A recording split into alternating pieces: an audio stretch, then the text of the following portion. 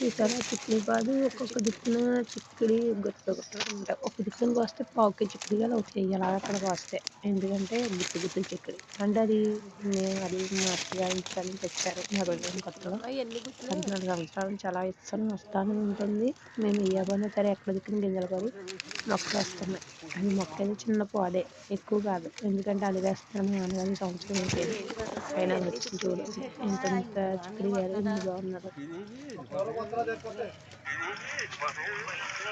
చాలా బాగా ఉన్నాయి చిక్కుడు గింజలు కాయలు చూస్తే, నాకు అవి చూస్తేనే ఇష్టం. ఇవి ఎప్పుడైతే చాలా ఉంటుంది, ఎందుకంటే గింజలు స్ట్రాంగ్గా ఉంటాయి, మనం ఉడకబెట్టుకోవడానికి బాగుంటుంది చిక్కుడికి.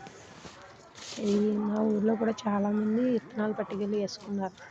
చూడండి ఎంత బాగుందో.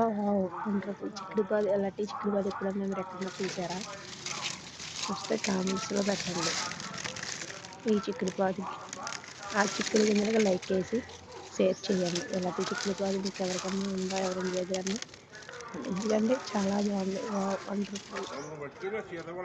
నాకు తీగలు కోయడం అంటే చాలా ఇష్టం, ఎందుకంటే కోసుకున్న దగ్గర ఇసుక లేకుండా కేజీ కాయలు దొరుకుతాయి.